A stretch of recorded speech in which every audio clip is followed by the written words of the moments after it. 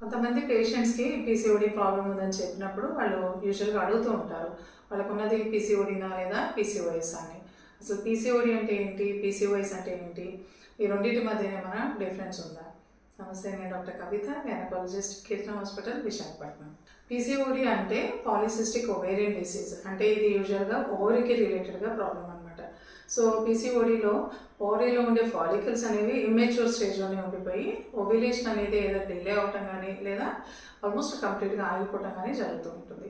So ఇలా ovulation అనేది డిలేజ్ అవ్వటం వల్ల హార్మోన్ డిస్టర్బెన్సెస్ అనేవి వస్తుంటాయి. మోస్ట్లీ ఏంటంటే మేల్ హార్మోన్స్ లైక్ టెస్టోస్టెరాన్ అనే హార్మోన్ ఎక్కువ లెవెల్స్లో ఉండడం అనేది మనం చూస్తూ ఉంటాం.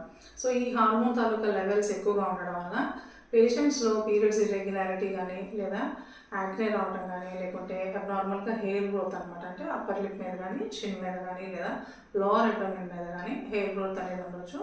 కొన్ని సార్లు మగవాళ్ళలో లాగా బాల్నెస్ అంటే హెయిర్ లాస్ అనేది కూడా ఉండడం గమనిస్తూ ఉంటాం. సో పీసీఓడీలో మోస్ట్లీ హార్మోన్ ఇంబ్యాలెన్సెస్కి రిలేటెడ్గా ఇష్యూస్ అనేవి చూస్తూ ఉంటాం. అదే పీసీఓఎస్ తీసుకున్నట్లయితే హార్మోనల్ ఇంబ్యాలెన్సెస్తో పాటు కొన్ని మెటబాలిక్ డిజార్డర్స్ అంటే ఇన్సులిన్ రెసిస్టెన్స్ కానీ లేదా ఒబెసిటీ ఉండొచ్చు.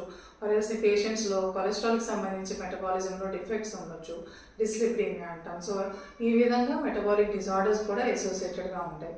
అలాగే హార్మోన్ రిలేటెడ్ ఇంబ్యాలెన్సెస్ కూడా కొంత సివియర్గా ప్రజెంట్ అయ్యే అవకాశం ఉంటుంది.